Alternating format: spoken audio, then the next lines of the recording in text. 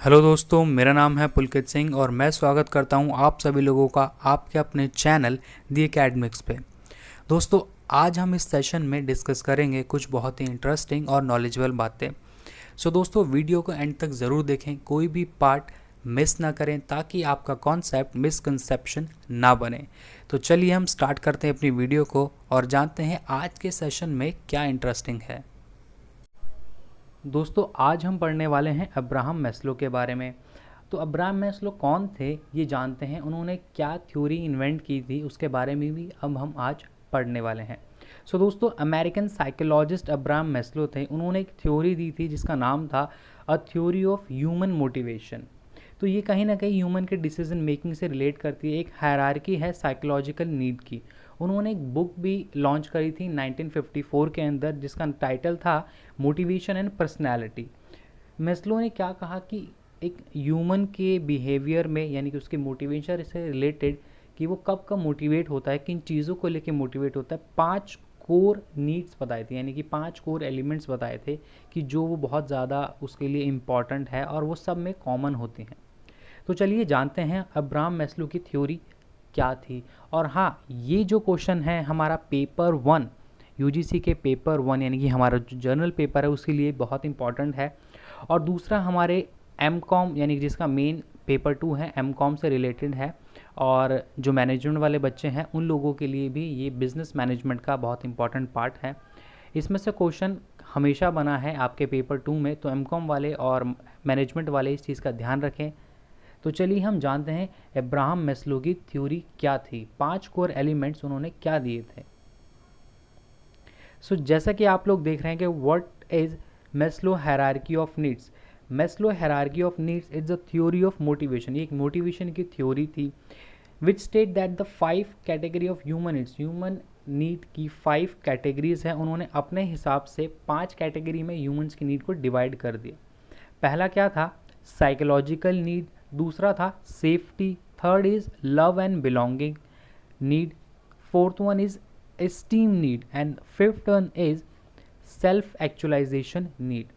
दोस्तों, अब हम इसे जानेंगे डीप में। एक छोटी सी स्लाइड है जिसमें कि पिक्चर है आपके सामने दिख रही है, जैसे कि first one is psychological, then safety, then love and belonging, fourth is esteem and fifth one is self actualisation. ये एक तरह से पैरामीटर है, यानी कि जो हाईएस्ट हमारी नीड है वो क्या है? Self actualisation. और जो बेसिक जिसे कह सकते हैं विच इज़ साइकोलॉजिकल। ठीक है, तो चलिए हम बढ़ते हैं आगे और जानते हैं एक एक करके इन्हें डीप में कि ये साइकोलॉजिकल नीड क्या है, सेफ्टी क्या है और स्टीम क्या है, इन सब के बारे में।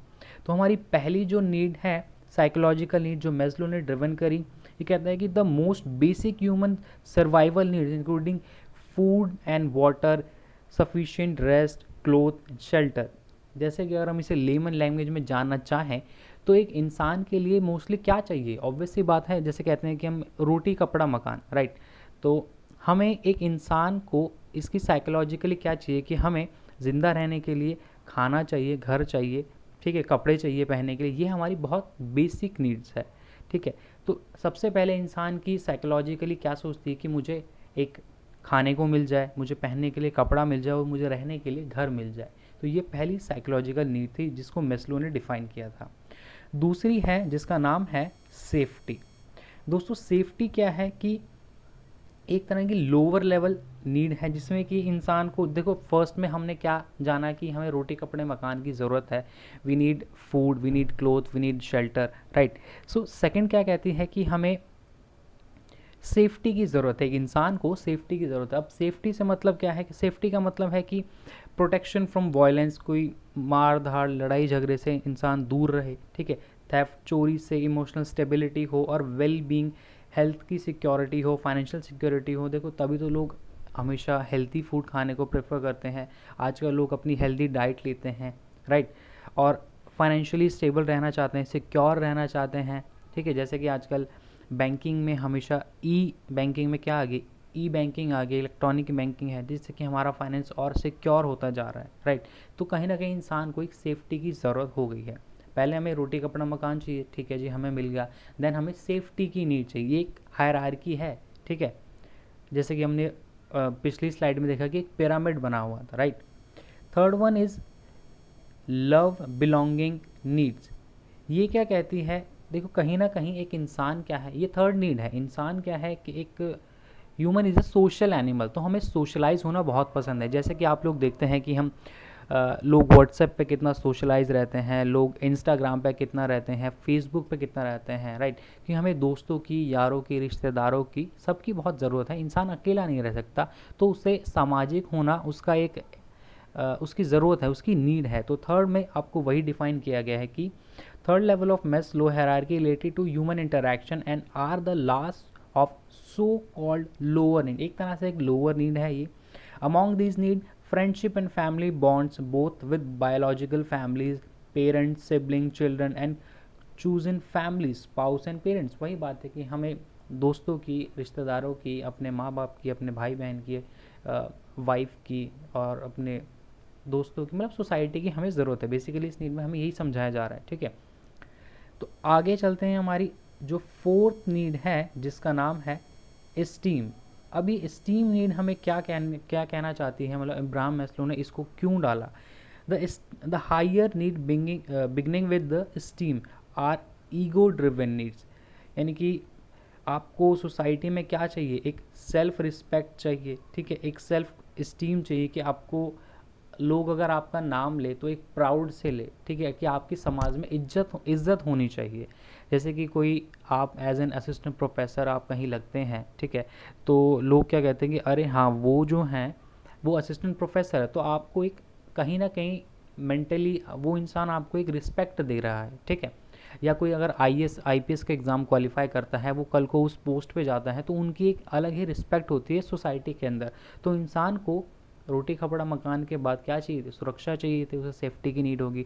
सुरक्षा मिल गई तो उसका यार दोस्त चाहिए, तो लव एंड बिलोंगिंगनेस की नीड कंप्लीट होगी।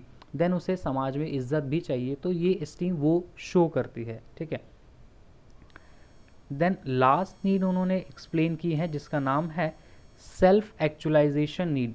Self actualisation need describe the fulfilment of your full potential as a person. यानी कि आप अपनी फुल पोटेंशियल को जानो, डिस्क्राइब करो। जैसे कहते हैं ना कि इंसान जब अपने आप को जान लेता है तो वो अपने आप को हर तरह से रिफाइन करने की कोशिश करता है, ठीक है। अब आप जैसे कि the refining of talent in area such as music, athlete and design, cooking and gardening, right, caring of for others and broad goals like learning a new language, traveling to new places and winning awards, right। तो क्या है कि जब हम एक इस मुकाम पे पहुंच जाते हैं, जब हम अपने आप को जानने लग जाते हैं, तो इंसान के कहीं ना रहता है दिमाग में कि हम अपने आप को परफेक्ट की ओर ले जाएं, ठीक है। तो ये सेल्फ एक्चुअलाइजेशन वही कहती है कि describe the fulfilment of your potential as a person. आप अपनी फुल पोटेंशियल को जाने, ठीक है। ये एक्चुअलाइजेशन नीड हमें यही चीज़ बताती है।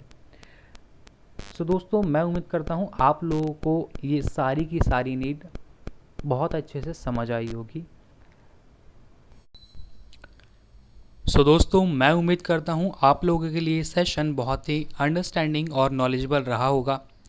वीडियो पसंद आए तो लाइक ज़रूर करें, कमेंट करके बताएं कि आपको वीडियो कैसी लगी।